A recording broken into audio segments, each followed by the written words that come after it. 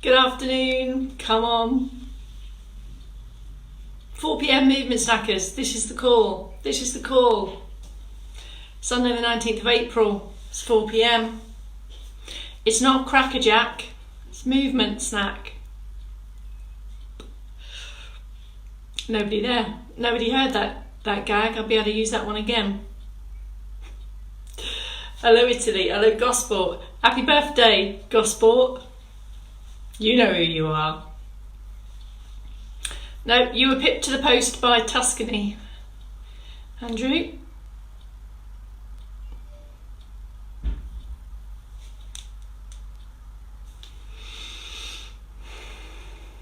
I see a little notes come up on my phone. I see I'm clashing with the daily government broadcast. No comment. Let's not get political. Good afternoon, everyone. Let's keep it snacky. I just said before anyone came in, it's not crackerjack, it's movement snack. Programme from the 80s, I think. Did I dream that up? Was there a programme called Crackerjack? I think there was. Torn away. Trevor, you've made me laugh today. He's been torn away from his pool and his Pims, especially. I feel privileged that we've done that for you, Trevor. You've come in for a stretch. I hope you've left your Pims out by the pool and you're going to go back to it. QE Carol, Crackerjack was a programme, I think, wasn't it? I think. Now, if you are tuned in and you're wondering what on earth I'm going on about, this is the preamble, the broadcast of the movement snacking gang, and we will get going in about 3 minutes. So if you watch this afterwards, you can just move us all on and stop the chatter and get straight to it, or you can stay around for the giggle. Crackerjack did exist, I thought so. Who hosted it? I can see his face. It was a chap, wasn't it? Dark hair. Ooh, what was his name? Someone's Googling that, maybe. I missed something. There was crackerjack and you didn't want a cabbage. Was that the booby prize? Was cabbage the booby prize, maybe? 5 to 5 on Fridays. Wow, you really did watch crackerjack. So you're movement snack crackerjack. This Ed Stewart. Thank you, Berkshire, brother in Berkshire. Hello everyone, come on. No, not Keith Jedwin, Ed Stewart, we've decided. Shrewsbury's in, I think. Leslie Crowther. No. It's too random. 30 seconds. Yes, Angela, this is true. Come on. Okay, that's made me laugh. It's 30 seconds, then we're going to do the 3, 2, 1. We're going to have a sway. Have you been practicing the arm sequences for the 3-dimensional movements? Have you? And then we're going to have a stretch. Reading the comments, you've got to go back and read them after, it's very funny. Good afternoon, Bolton. Please come and give us some sense to this.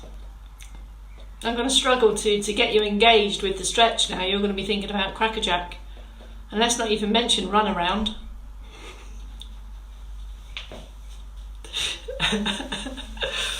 Maybe that's a Monday thing. Anyway, I'm delighted that Ed Stewart or Crackerjack has got you in the room.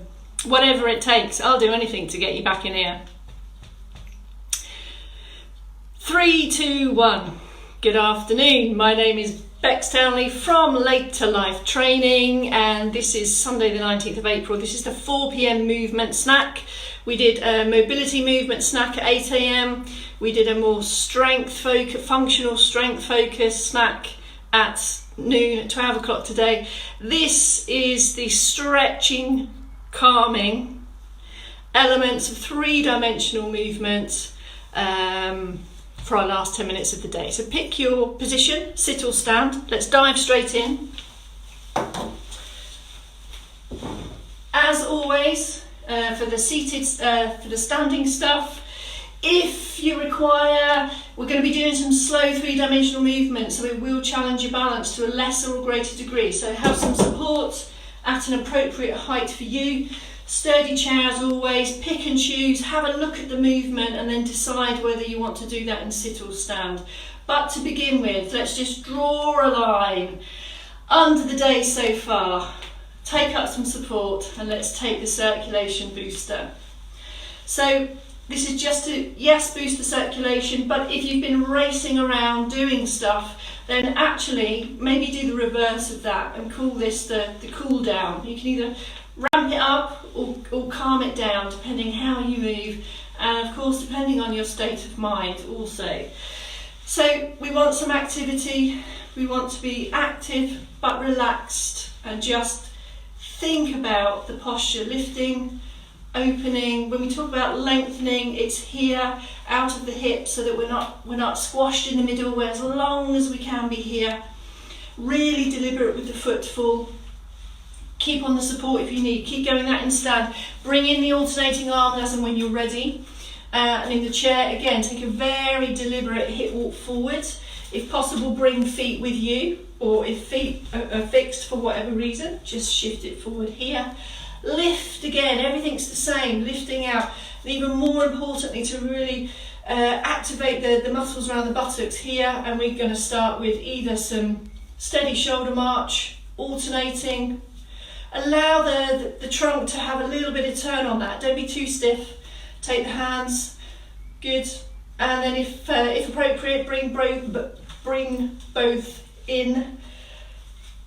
As always, thinking about the ankle range and the toes. So here, here, or here in stand. And then just take a pause. So it's a circ boost or a pulse lowerer, depending on your activities this afternoon. Just take a moment, whether you're in sit or stand, literally just a 10-second count on lifted open posture, normal breathing, balanced across the feet. Feel active but relaxed and ready to move. Shoulders are down, a little bit of activity in the tummy, and whether you're in sit or you're stand, you're poised for the next bit. And we're going to start to do some weight transfer and incorporate some slow, steady arms. We're going to give you some options on this. We've done quite a few knee bends today, so let's go for our split stance in standing. Support if you need. I'll turn sideways here. A little bit kind of like shoulder width, but offset position.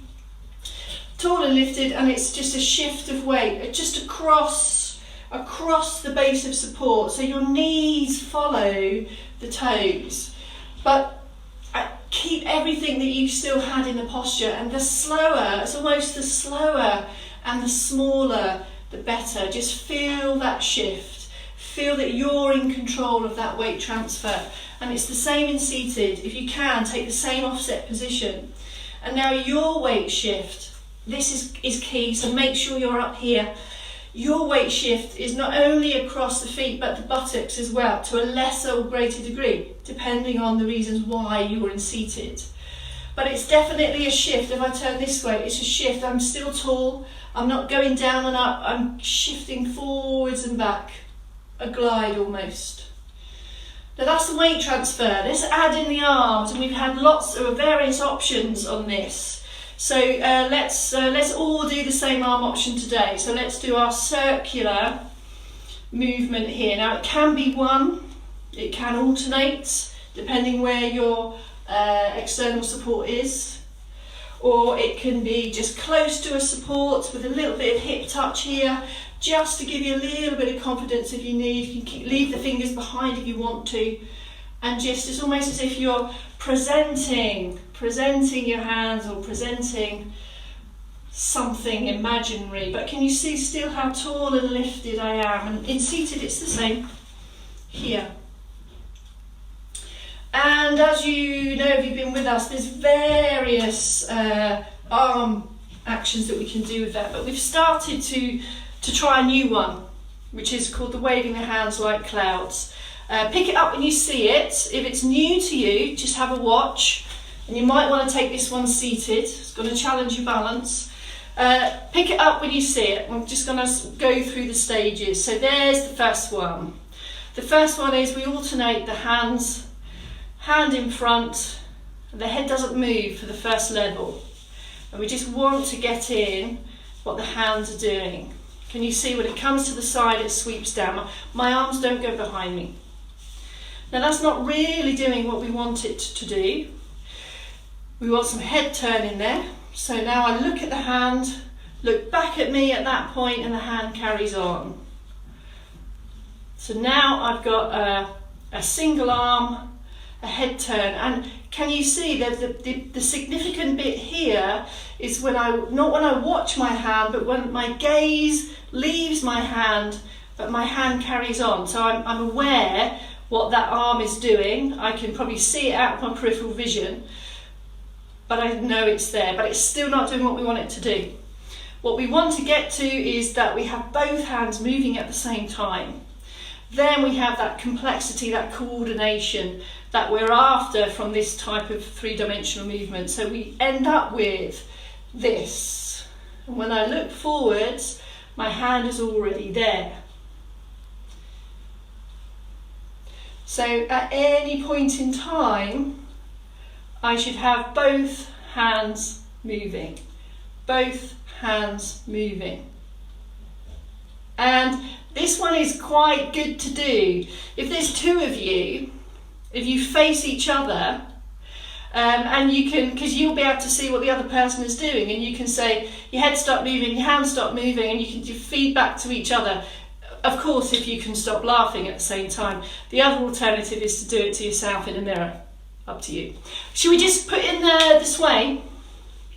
If this one feels too complex, stay with just the rolling arms. Stay with that. I just want you to feel this. Just feel the control. Feel the activity. And it's like feeling the relaxation through the activity. So pick up the position. If you're in stand, just do the one hand to begin with. Here we go. And it's with the sway. It's with the sway. That's the standing option. If you're confident, you can take them away. There we go. So there we end up with that. And in seated, it's the same with the shift and the sway. So now we have the weight transfer, we have a head turning, and we have both hands, arms. Keep going with that. Okay, has that got you in the zone? Let's have a big old stretch. I'm going to add in some extra ones today because I know there's been lots of gardening going on. Let's start in the top half. Just before we start on the stretch, let's just take a couple of our back extensions from this morning's mobility routine. Get the balance and sit or in stand. Shift and have a little bit of extra extend back. And then just take a couple of shoulder rolls from our mobility routine. And then when you're ready, we're going to slide one hand back into position, followed by the other one. If that's comfortable, then you can put on the stretch. If shoulders aren't comfortable with going around there, then keep the hands to the front and take the stretch here. If you want to extend this in stand, you can take a light clasp of the hands and you can press the hands down as well. You'll be getting additional stuff coming in on that stretch. Come out of the stretch slowly, have a relax and a release. And now we're going to move through to the shoulder, the back of the arm and the side of the trunk here. There's quite a few options for this one. Head stays still. In stand or in sit, you choose. So fingertips towards the shoulder, and we can walk it over to a point that's comfortable for you. And when it comes to what I call its natural sticking point, that's the hold. Or you may want to support the arm. Just the arm's heavy, so you might want to ease that up, take the weight out of the shoulder so that we can just focus on the flexibility. That could be the option there. Slowly release that down. Slow, slow, slow. Few of those in between, and let's do the other side. Now, if your arm comes to here, that's okay. It's really just taking it to the point that's comfortable for you. Or you may feel that you can get it much, much higher. What we don't want to change is the head or the neck position. Okay, so having taken that one, let's go now into the upper side. There's some options here. In stand, we can go for the reach up, lifting out here, and then it comes straight back down. If you want to do that in stand, hold on. In sit, make sure feet and buttocks are firm. There's some other options here. If for whatever reason that long reach isn't for you, we can just relax the arms here. We can take a raise, trying to get the right position. And now from here, I want to lift and stretch up right through the sides of the trunk. But don't stay there too long, it's just a moment. So we go from relax, release, lift. I can support the shoulders, again to whatever point is comfortable, and then it's an extra lift. It's like you're really, really lengthening here. It's like you're lifting the whole rib cage up.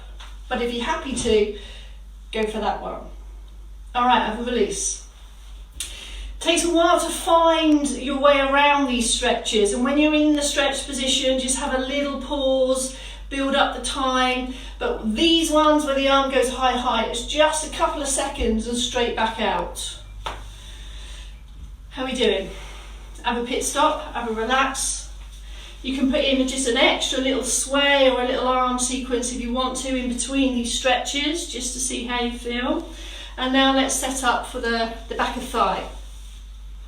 Everyone seated for this one, please, unless you're happy and comfortable with the standing option. I'm not going to cover the standing option. There's too many variables, too much to think about. And actually we can get a good old stretch in seated if we can get it right. So if back of thighs is an option for your stretch, we're going to take a long leg out. If back of thigh isn't an option, we're going to continue to work on the chest stretch, also the back stretch forward, and repeating the upper side. Continue on those, a little short bouts if back of thigh isn't an option for you. Let's have a look. Long leg out. Here's the checks. Hopefully you're doing these checks yourself before I'm prompting now. The foot is relaxed, or it might be down depending, and the knees a little bit soft. Whatever's happening here, I need to now make sure that I'm lifted. I've got that feeling where I've really shifted high up onto my sit bones, and I'm as long as I can in the middle. Once you've done that and the leg is long, you may already have the stretch, and if you have, stay there. Normal breathing, and then over time, take up some support through here. With that hinge, we ease forward, ease forward. Keep checking that the foot's relatively relaxed and the knees a little bit soft. And then over time, you can put this hand in as a reference, keeping high through the chest, keeping long in the middle, and we can just squeeze, squeeze, squeeze, just to see how far you can get. That could almost be a progress check for you. Slowly come out of there. Can you see how this hand continues to support that position? Slow, slow, slow, out, out, out. Do the other one. Just to clarify here, when I say switch off the foot, this is because if I flex the foot back, hopefully you'll start to feel and realise that what you've done is put the calf stretch on. So if I put that calf stretch on and then try to do that back of thigh stretch, it's most likely going to be uncomfortable. So that's why I say release that foot. Don't have it what I call switched on. If your toes come back, it's really going to limit that back of thigh stretch. So let it go. Let it go. It's a song now, right? Here we go. Lift up, up, up, up, up. You know the score. And then, okay, in position. Now, if you can do a really good hold, 20, 30 seconds, maybe more on this one, that's great. If that's too long and this position is just not comfortable for you, you just come out, you have a rest, you have a pit stop, and you go in again. So you can break them down into little, as much or as little as you want. They should feel nice, that feeling of stretch. It shouldn't be painful or uncomfortable, but you should feel tension. Okay, calf stretch to finish then. So in seated, we've discussed this a lot. It is that toe back position. which will be dependent on the mobility in your ankles, so you might need to put it on and let it go again, just to feel that. We need loads of toe to get the stretch here. Oh, there's the standing one that gives us the double whammy. Loads of support, the backward step, press the heel down, down, down, down. If it's too far, then at that point you can come back in, toes are forward, lift up, and we've got that extra one here. And if you want to put in another one of these upward side, you get this big old stretch down the whole side of the body, and release. Here we go again. Press the heel down. If you can't feel the stretch, just take your time to feel your way around it there. Make sure your foot's not turned out, otherwise you won't feel it at all. Toes forward. Here we go, there's the stretch. Take the extra reach if you would like, or this one again if you would like. So you can combine these. We can either take another chest stretch there if you're good for balance. There's generally no right or wrong. There's just some key points, key ingredients. Take up support, go to a point that's comfortable for you. If it doesn't feel right, it probably isn't. So stop and start again. All right, you've had a stretch. How was that? Good. I don't know why I ask questions, because no one can ask back. All right, great stuff. That's an extra 30 minutes in the bag today. Accumulating minutes, that's all we're after here, over and above everything you're already doing. And these little movement snacks here are just designed to raise awareness so that you can move more freely or be more aware of your movements in your daily activities. We'll be back tomorrow. Technically 2 days left on this 4-week stint. Technically, look at the chart. Look at the chart. 84 movement snacks there. That will be 16 hours of additional movement by the time we're done. Great job. Thanks so much. See you tomorrow for the 8 o'clock snack for our mobility movement snack. Keep on moving. It's still not too late to throw some heel raises into your daisies and some jockey lifts and sit to stand when you can. Or you might just want to have a glass of wine.